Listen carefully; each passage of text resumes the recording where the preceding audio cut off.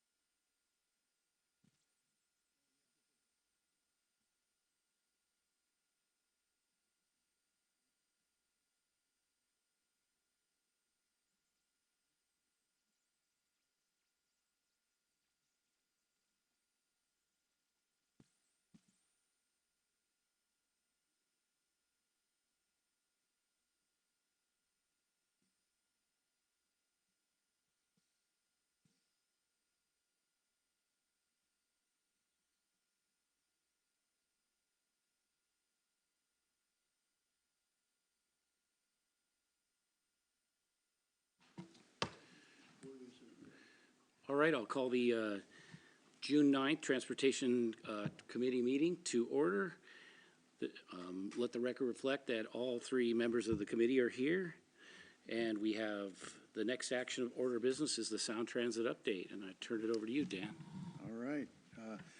Wanted to provide the committee just a very quick update on the Sound Transit project. We're going to spend most of our time on the 509 update, but project continues to go well for us. We have about, I'm guesstimating around 95% of the noise wall is up at this point. There's still a few gaps here and there where they have construction access through the wall. The very southern end hasn't been installed yet along the guideway, but most of it's installed. I had the opportunity on Tuesday morning, I was actually going north on I-5, was able to kind of just get a glimpse of the height of the wall compared to the houses and apartments, condos on the west side of the wall, just to kind of gauge how that ended up. And if you remember, we had we worked with Sound Transit and WashDOT to do a combined wall to mitigate both the 509 project and the Sound Transit work. And that, you could really tell where the top of the wall is in relationship to the homes, how that was the right call. It's really going to turn out well for us. So that's going well. They've started to do some of the street end improvements in Pack Ridge this last week. So that's going well. The big news is that we've started the work on the Highline College campus. That work's going to be broken into two phases. The work that started June 1st was on the south end of the east lot, where they're going to be expanding the parking. If you drive by there now, you'll notice, I mean, it's all cleared and grubbed, and all that stuff's hauled away, and so they're going to be starting to do some of the drainage work associated with the new parking area on that. That's been a lot of work for Tommy and Andrew and everyone in coordinating with the college and the contractor and Sound Transit, just to make sure that there that the ball doesn't get dropped anywhere. We have an interesting arrangement between the city and the college to do the work, and then our contract is with Sound Transit and their contracts with, so just making sure everybody's on the same page on that work is really crucial. The lion's share of the college work will be next summer when they actually make the College Way connection improvements out on what used to be 236. They'll be widening that and putting in the roundabout and some of the landscaping and making the other parking improvements next summer on that. The property issues are mostly complete. I think at this point we've got a couple of properties where they're still negotiating with property owners in Pacific Ridge, but that's going generally pretty well. There will be some discussions with Tooltown about property acquisition there. That's continuing to be an issue, and Sound Transit will work with the property owner and the tenant there. But all in all, the project's going very well on our end of the project. Has there been any traction from the naming? The Sound Transit System Expansion Committee met today to talk about that. The staff report didn't have a recommendation for the committee. It basically just said, here's the two cities have this opinion, here's what the naming policy would suggest, and here's what public opinion generally is. And I wasn't able to sit in on that. I don't know if, and I don't know that anybody on our staff did. So we'll follow up and see if there was a recommendation coming out of that committee, the Sound Transit System Expansion Committee. The next thing would be action by the board, I think, on June 23rd on the station naming. So what was the general public consensus? Did you know what that component, when they brought that to the table? Yeah, in the staff report, it's the, I can't remember the percentage, but the majority percentage was for a Kent Des Moines station name, like 60-something percent public opinion. The station naming policy that they came up with still showed that the Highline College station met all of the criteria. I think that's how they described it in the report, so. We'll find out we'll see if they actually made a recommendation coming out of the committee or if it will just go to the board. Ultimately, the board will make the choice on the station name. So that's kind of where we're at this point. Construction will continue on the campus project throughout most of the summer. And then on the street end work, we'll have, that work will continue throughout the summer. But our focus is beginning to shift to more of the 509 stuff at this point, up in that area. So we can, if there aren't any other questions, we could move on to that if you want. I was just wondering, what is the timing on, oops, sorry. There is going to be a light at 236, correct? Yes. And what is the timing on that going in? Tommy, isn't it that going in this year? Or they're beginning the construction on Highway 99 this summer on that? I'd have to check just to make sure, but yeah, I believe you're correct. Let us get back to you on the exact timing of the light installation. We know that they're doing intersection work on Pack Highway in that vicinity this summer, whether the light, and we could figure out when the traffic light would get put in there, but there will be a traffic signal there. Okay. Yeah, that one's kind of jumped back and forth between this summer and next summer, so I'll check into that. Okay. There's also some other traffic mitigation work that they're doing with the project. Most significant for Des Moines is they're going to be doing some widening of northbound Pack Highway at Kent Des Moines Road. So they're going to be doing some widening there for a dual right and a dual left turn northbound. So it'll actually match up across the street, because right now we have dual southbound lefts, and in Kent you just have the single left. So there'll be a dual left turn, and so that project is occurring and moving forward as a design bid build project separate from Kiewit. So we'll have a different contractor that'll be doing all that work.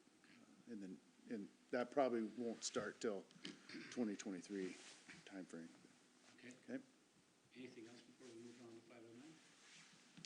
509? Okay. All right. Wanted to brief the committee on the 509 completion project. We've got the slides on the screen here. We also have the information in the packet. This is a project, the 509 project is something that we've been working on as a city for probably 3 or 4 decades. It goes back easily into the 80s as far as some of the environmental work that's occurred. Some of the property acquisitions that were occurring even go back earlier than that on the project. The project was joined a few years ago with the 167 project, and we came up with a kind of a coalition and grouped the 509 project with the 167 extension, and it's become to be known the Puget Sound Gateway Program, providing access to the ports, Port of Tacoma, Port of Seattle at the airport, and primarily moving freight out of the Port of Seattle and downtown through 509. So something we've been working on for quite a long time. This slide here, you may have seen this before. Obviously, it's just some of the timeline of some of the work that's been going on the project.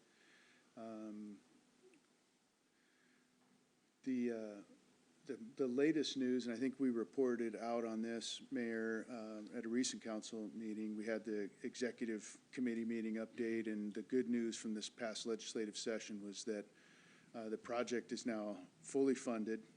We were able to get the federal infra grant, so that's really encouraging news. We just hope that it'll keep up with the inflationary issues that are going on, but yeah, that's good news for both projects. Absolutely.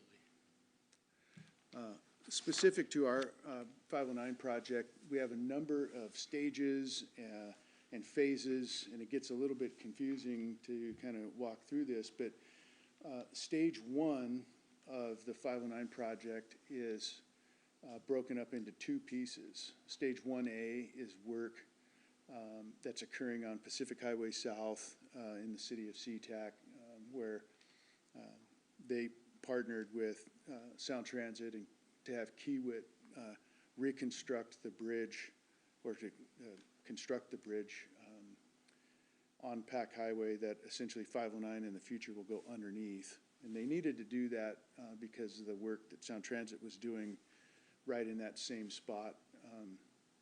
And that work will be wrapping up here very shortly. And so that little chicane that you see on Pac Highway, sometime this summer, that will be going away, and you'll be back onto mainline Pacific Highway South. And stage 1B,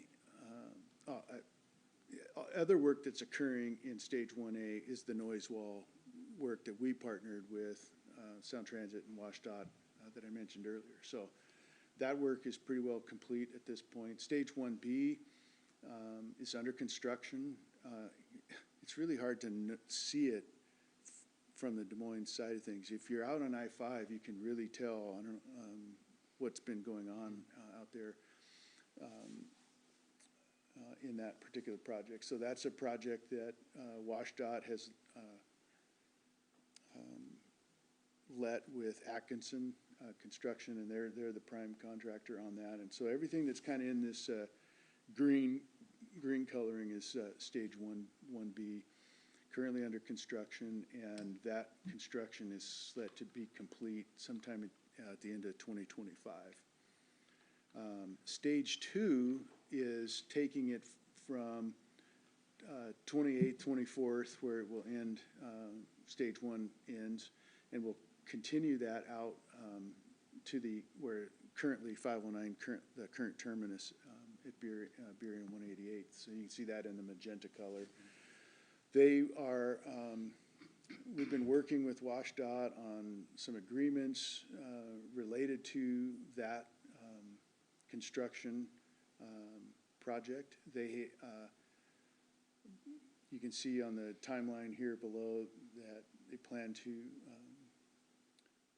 go out with the RFQ process at the end, sometime in 2023, and they'll start the construction toward the end of 2023 on that. So lot of moving parts going on both of these projects. The other piece in stage 2 is going from the Kent Des Moines interchange south. There's going to be some auxiliary lanes that are added all the way down to the Star Lake station at 272nd. So, Yeah, I can see that work going on as well.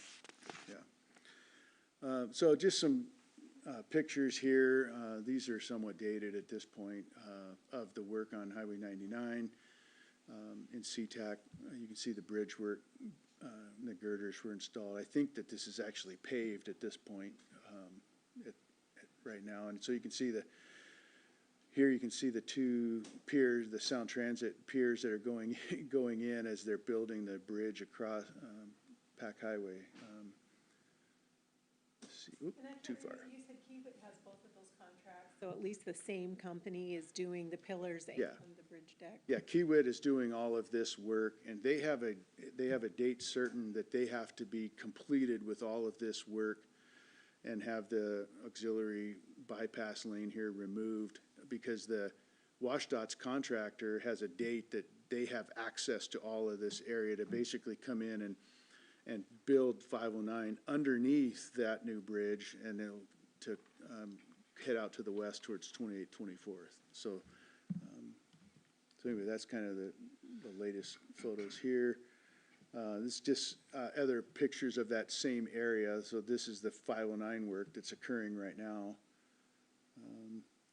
As part of that, you can see here's the 216th bridge where this picture, we're looking to the west, and you can see that they've done a lot of the foundation work here for the bridge expansion. Even this picture is somewhat dated because I think they've got the cap on now. We have work on this bridge. Actually, it's probably coming up in the next slide here. Yeah. Let me go to the next slide here. So we have a MOU with the state as far as the improvements on the bridge and what that looks like.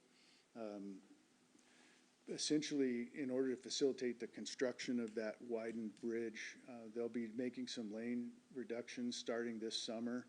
We'll have some pretty narrow lanes across the bridge, one eastbound, one westbound lane, starting in August. They'll be that way for about a year. Next summer, it will be closed to eastbound traffic completely as they tear down the current bridge and rebuild it. So they're going to kind of build half the bridge, then move traffic over and tear down the existing bridge and rebuild the second half of the bridge next summer. So all of that work is occurring, starting very soon. We'll probably see a pretty aggressive public notice campaign coming out within the next month here, letting people know about some of the traffic revisions that are occurring on 216th. Really quick on that as well, there's not a cross-section identified for the bridge, but right now it's a two-lane bridge with more or less small sidewalks on it. The future will be a three-lane section, so one lane eastbound, one lane westbound, and a center two-way left turn lane, or what it's going to be is a left turn eastbound onto Military to accommodate that queue that builds up back there. So it's going to be quite a bit larger than what's out there today, plus there'll be sidewalks that are ADA compliant on that bridge as well. Fantastic. As we start to talk a little bit about stage two, so everything you've seen now, I mean, that's all under construction and everything's moving forward on that. And stage two, we're getting to the point where they're completing kind of their preliminary design work with the cities. You can kind of see here, first quarter 2022 working with the agencies on permits. The RFP process beginning this summer and continuing into the first quarter of 2023 with a notice to proceed toward the end of 2023. Notice to proceed with whoever they pick for construction. And construction of stage two is set to be complete by 2029. So some of the things in stage two, just, to kind of be aware of, we've got in the pictures here, you see point number one. This is kind of the 24th, 28th interchange in the city of SeaTac. So this picture, the blow up that you see is kind of now looking to the east, southeast. So you can see 28th, 24th there, and 509 going underneath Pack Highway. You can see the Sound Transit aligned guideway there and how the 509 will connect into I-5. There's a kind of a northbound off ramp and a southbound on ramp there at 24th that would be able to access the 509 I-5 interchange there. And at that point, just past that, that's when the tolling's going to begin? Yes, there'll be a tolling. This will be a tolled facility. The point number two is a 194th Street closure, and I think we've got another slide that'll detail that, coming up next, and I'm going to spend a little bit of time on that. And there's some other connection points with 188th interchange and at 160th. But as it relates to, too far. What, you're getting that? Very, Tracy. there we go. Councilman. So just to clarify about the tolling, so if you're going to use that segment of roadway, are you going to be told, if you get on at 24th, will you be told if you go north or south, or just if you go north towards Seattle? You won't be able to go north. You won't be able to go north. From 24th, you won't be able to head to Seattle from there, you'll just, Not from that location. okay, You'd have to come up here, to 188th, 160th, at the current. Off the Des Moines Memorial. off to more, that's the only, so, okay, It is today. okay. So if you get on to go southbound, yeah, there'd be a tolling point there. And so But not if you get on at Kent Des Moines Road. If you get on at if Kent Des you get Moines on at Kent Road, Des Moines Road, then you'll be tolled so if you go northbound on 509, yeah, you'd be. tolled. from Kent Des Moines, so just that little section between Kent Des Moines Road and 188th is the toll segment. There's a toll point there. Okay. And I think that there's another toll point up further north. There's several toll points to capture if you use that portion of the facility. Okay. So here is the 194th Street closure. You can see just south of the green box here is the Blueberry Lane development, Des Moines Memorial Drive, kind of running north-south, and it's somewhat difficult to see. Let's see here. This is the laser. So yeah, here's the 509 alignment here. The red line here is kind of the what do you call it, the right-of-way or the limits of kind of what they own, what WashDOT owns. And so when they come in, this is an embankment, so this is elevated.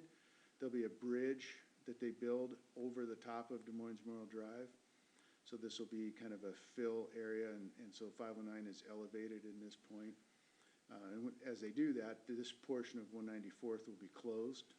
So they'll come in here, and you can kind of see in the blow up, they'll build some curb gutter sidewalk this area of 194th will be removed. So access in and out of Blueberry Lane would be over to the west towards 8th Avenue or down to Des Moines Memorial Drive here at the current access point. So some people in this development certainly are going up and out 194th. That movement now, they'll have to come down and access Des Moines Memorial Drive at this location. So that's something to be aware of as it relates to some changes in Des Moines. So they already have clearing in SeaTac. Do they not? Like in the city of SeaTac, as you're going up, it looks like there's already clearing. There's, that might be the trail, Is that the trail? the Lake Yeah, to Sound trail. thanks for bringing that up. There is a Lake to Sound trail that they're doing work on right now in the city of SeaTac, connecting the Des Moines Creek Trail to the trailhead up in Burien. And that kind of ties into, it's a good segue to the next slide, which I'm going to have Andrew take over from here to talk about some of the work we've been working on with WashDOT as far as the Barnes Creek Trail and the historic 509 right-of-way. All right, thanks, Dan. Yeah, Dan went over a nice history of kind of where we are today, or how we got to where we are today. And from this point on, I want to kind of focus in on actions and collaboration that the city's taking with the WashDOT team and kind of what to expect in the next few months that you might see at a council level for agreements between both agencies.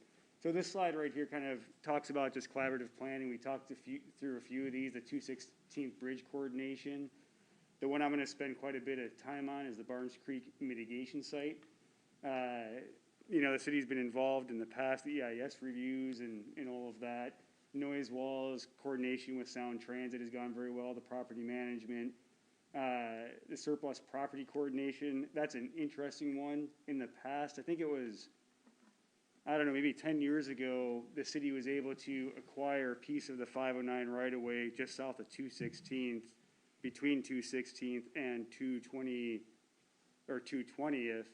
for a future 16th extension. So the city actually owns right-of-way now through some past collaborative efforts with WashDOT. And then, like was mentioned, the Lake to Sound Trail, WashDOT's building a portion of that in SeaTac right now, and hopefully everything will connect with Barnes Creek Trail into Des Moines Creek Trail to Lake to Sound Trail. So a really nice regional improvement going on. And just from a graphic standpoint, as we move forward through a couple slides, the Barnes Creek mitigation site for predominantly the construction of phase 2 of the WashDOT project, what they are proposing to do within the right-of-way between 220th and KDM down here is to do some wetland mitigation or sensitive area mitigation. And this is one site out of a few that they've identified. And that doesn't preclude the use of our trail easement, which we acquired from WashDOT in the past. And right here, I believe it's kind of on the eastern edge of the right-of-way that WashDOT has. Yeah. There you go. So the mitigation site, we're working with WashDOT to try to come up with a interlocal agreement to understand what that looks like. So the city is aware of the outcome and WashDOT's aware of any needs or the outcome as well. And part of that mitigation site, a few key points to that is WashDOT will be required to maintain any type of environmental mitigation that they do for 10 years. So they're still gonna have oversight, maintenance oversight of basically that whole corridor that I showed you on the previous slide for a 10-year period. Plant establishment, noxious weed removal, litter removal and cleanup, et cetera out there. They plan on doing this concurrently with stage 2 project construction. So the 10-year monitoring period will probably start, they're saying, probably about 2026 onward, so into 2036. So quite a bit of time between now and then from when WashDOT will still maintain maintenance control of this. The one thing that we're working on as part of this collaborative process is that after the 10-year maintenance plan, the state identified this property kind of as surplus to give back to the city. What they do environmentally still has to be maintained, but the property, they want to do a property transfer because they won't be responsible for that right away anymore. So in the agreement that we're trying to negotiate now is to try to have that transfer occur as part of the interlocal agreement, but bind WashDOT into the 10-year maintenance, just so we're not bringing this back up again in 10 to 15 years and having issues that may or may not arise. And I think what's really nice about that is with our comp plans and everything, we've identified this whole green corridor as a valuable asset to the city. So I think there's a real benefit to the public on actually owning this corridor now, which I think if anybody remembers back 10, 15 years ago, the city tried actually acquiring this property for a green space and it kind of fell through with the state Well, it's not back gonna be then. a highway. Well, exactly. It's not going to be a That's highway the and biggest benefit. yeah, You're in the middle of it serves a town. lot of the environmental objectives the city has as well too. So I think if this interlocal agreement comes together like we think, it's going to be a really huge success for the city for quite a big portion of green space. I would just add too, that when we did the urban forestry, the canopy study Canopy with plan. Forterra, this area was identified in that as open space for the city, and not necessarily in anticipation of it becoming city property, but it was identified as area of urban forest that needed to be maintained, and so to have WashDOT actually do mitigation work here is a win-win for us. Yeah, and it would be, so far, it'd be a no-cost property transfer, so that's even better as well. So the yeah, exactly, it's very nice. So the Barnes Creek mitigation site, so they've had a couple of drawings out there that I believe are also on the WashDOT project website as they do their open house. So these are gonna become more familiar with the public in the city as we move forward. And just to kind of put things in perspective a little bit on what they're doing, so 220th, down to a little bit going towards KDM. This is kind of the northern portion of their mitigation site. And what I'd like to just kind of highlight is this dark black area in this line right here is the alignment of the Barnes Creek Trail that we identified quite a few years ago. And basically within those black lines is the easement area in which WashDOT is not allowed to do any mitigation work, or else it would preclude our build out of the Barnes Creek Trail in the future. So everything that they show that they're doing, they've got different types of restoration, is going to occur outside of that easement area within sensitive areas, which I think is good. It kind of saves the Barnes Creek Trail long term, but also facilitates WashDOT to clean up and enhance the environmental aspect of that area. Now, what's also nice about the interlocal agreement is as WashDOT needs to maintain these areas, they need to have access to that. So one thing that the city staff is working on is, okay, what does that interim access look like for that 10-year maintenance period? They still need to get into these areas that are heavily vegetated to maintain it. So we're trying to come to an agreement on, within this alignment, this easement that we have, what would a nature trail look like to where they can take like a little small all-terrain vehicle to carry tools and equipment to maintain the site. So I'm hopeful at the end of the day, when WashDOT mitigates, there'll be a little nature trail access that will provide benefit to the city to take a peek at, as well as provide WashDOT access to maintain it and keep control over that site as well, too. So as this is moving forward, is there discussion about the different kinds of urban open space planning to reduce safety concerns? Are people talking about the kinds of plantings that go on so that there's good sight and? Yeah, you bet. And part of the interlocal agreement, our coordination is specifically stated and focused on, I think it's the SEPTED type of mentality. Yes. And so what WashDOT's doing is they're saying, okay, if we've got to access this site and maintain it, you know, I met them out in the field and I said, what I don't want to have happen, I don't want to have like a whole bunch of homeless people find a new spot. So what the SEPTED type of planting they're going to do is adjacent to this access and the easement, their plan is to do, say, heavily vegetated, like say thorny type of native plants that it's going to be very hard to access through. You know, as a buffer between, you know, that access point and say a wetland area out there. So they're going through the discussions internally right now on, okay, how do they apply those techniques to this site? And that is still really early in development, but that is one of the criteria that I've pointed out for any agreement is we have to keep that on the forefront moving forward. So connected to that same question is, as this is moving forward and they're responsible for maintenance, and let's say somehow there does become a problem, whose responsibility is that? Would that be the state troopers, or would that be DMPD? Who would be responsible for that open space if something did occur? I think that's a really fair question and something that we would want to cover with our interlocal agreement with WashDOT. Not just in the property transfer and vegetation maintenance and property maintenance, but when issues come up, we can cover that in the interlocal. It's just a growing problem in urban open space, and it you know, you guys know. So. Yeah. Okay. And as you recall from the committee meetings, you know, down in Fife, they have the relocation team that they've put together to address some of those concerns, which is quite remarkable, the work they've been doing down there. So Okay. if something were to occur, they would have the resources to address that.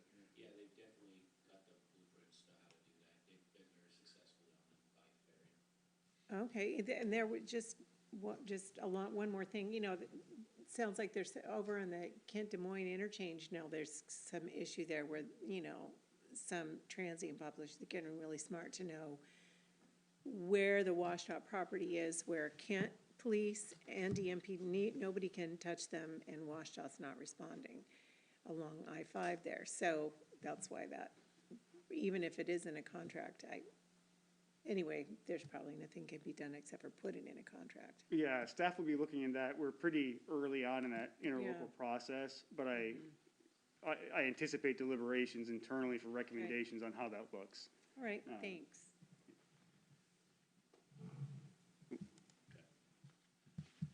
This photo here is that south piece of the mitigation site down to Kent Des Moines Road, so kind of same thing. And right now, in this area right here, up closer to, you know, as the alignment gets closer to the 15th in the community, this actually is opened up right now. We do have a, you know, a sign, trail sign, that's if anybody's walked that before up the hill.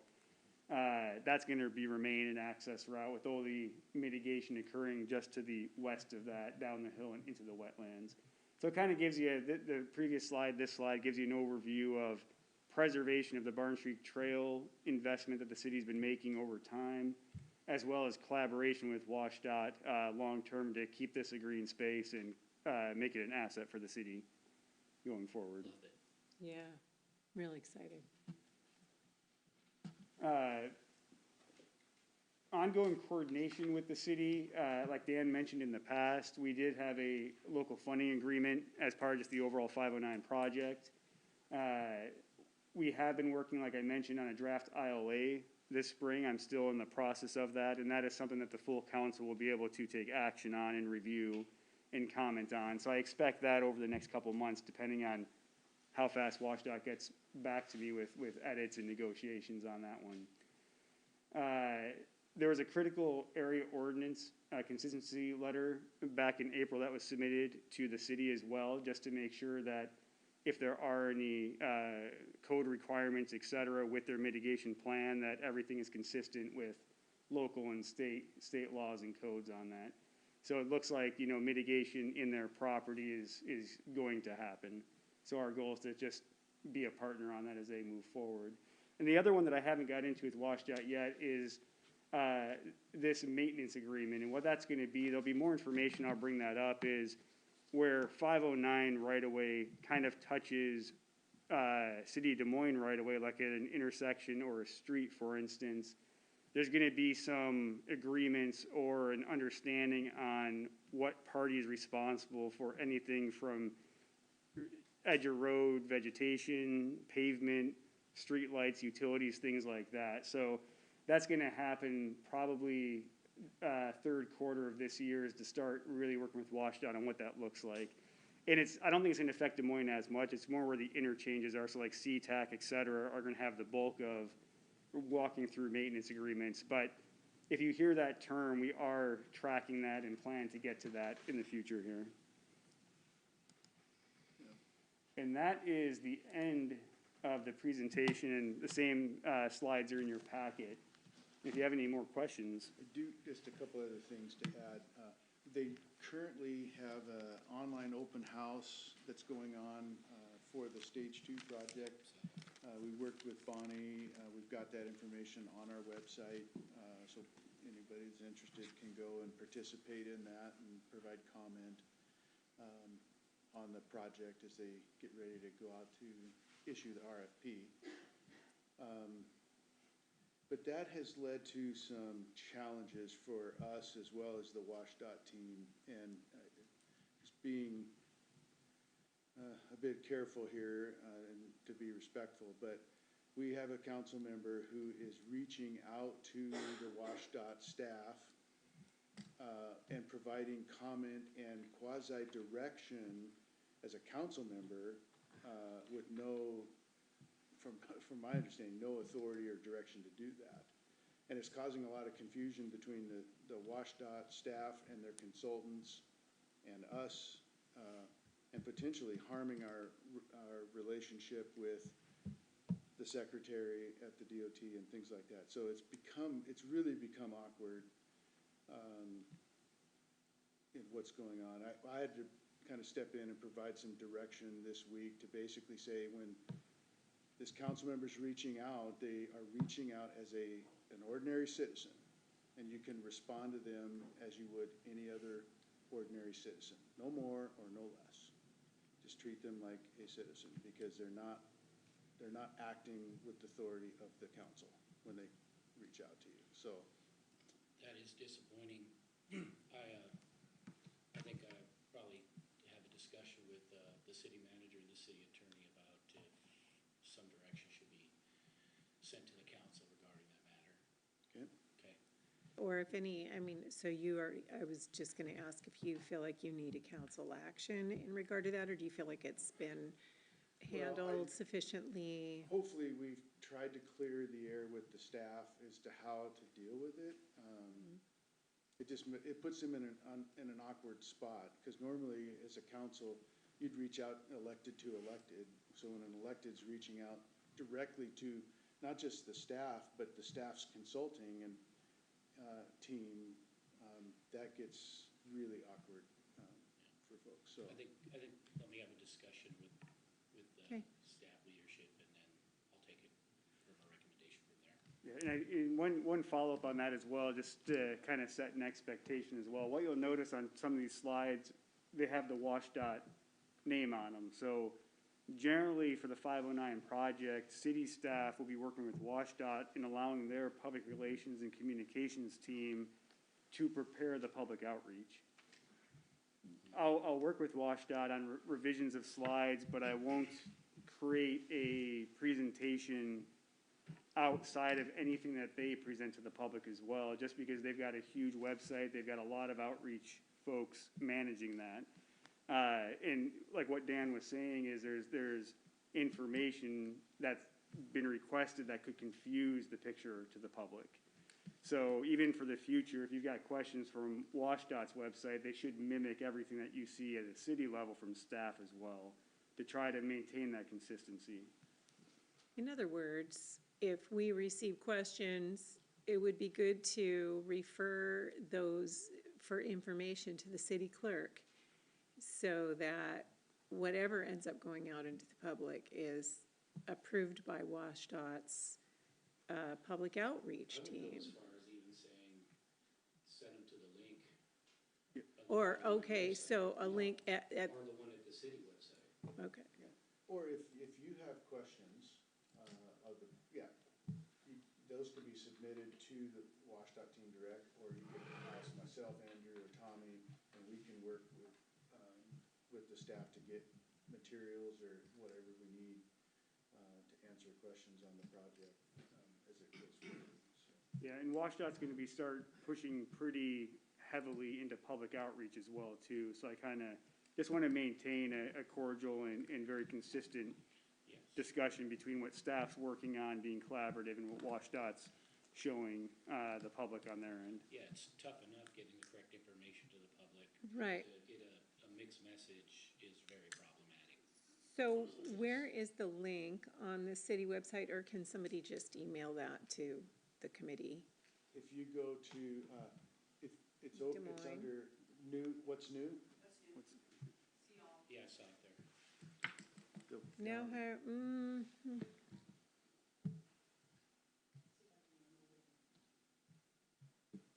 so I'm on the website. Don't mean it to be, Bonnie's tracking it Yeah, down at the over same on the time right, too. there's the, what's new, see all, and the thing will pop up with the, Here we go. yeah. That's the.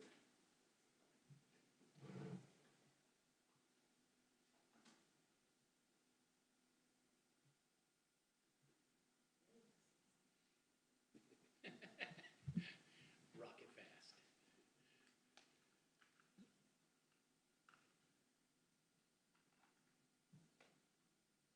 Yeah, and another note on communication, generally WashDOT's communication team will shoot me an update or an advance notice of something they publish. So the city team has a chance to review it in case it affects Des Moines and the citizens as well. so any updates will always be posted to the city website then, is what you're saying? When WashDOT says we have a public open house, or here's some public information we're gonna release, generally staff will work with Bonnie to try to get that news feed out there, to try to keep up with WashDOT on that. Okay.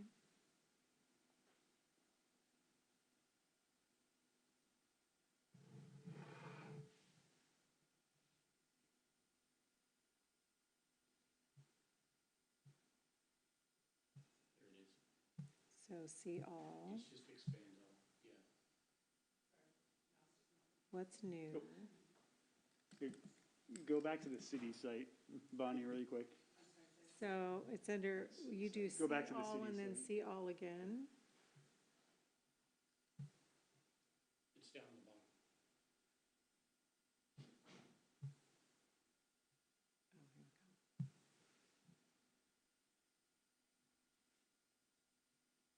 And I saw that get posted out on the various social media pages and so forth. Yeah.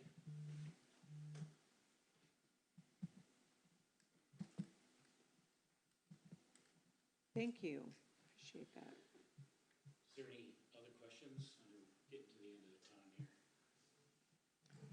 I just want to compliment all of your work. I mean, that's a lot of people to coordinate with and to keep up on. And you've got, even though Kiewit has both of those projects, I mean, it's so nice, in my opinion, that one company is doing both of those, but just to keep all that straight and then report out. Good work, and I'm so thankful for all the work on the Des Moines Creek, the Barnes Creek Trail, to keep that in the city and under our control, and to add that beautiful component into the middle of our city. That's really, to preserve that, it's amazing.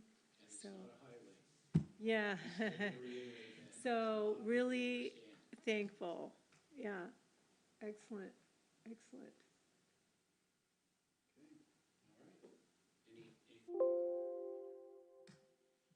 With that said, let's adjourn the meeting. Thank you guys for your hard work. Yeah, thank you.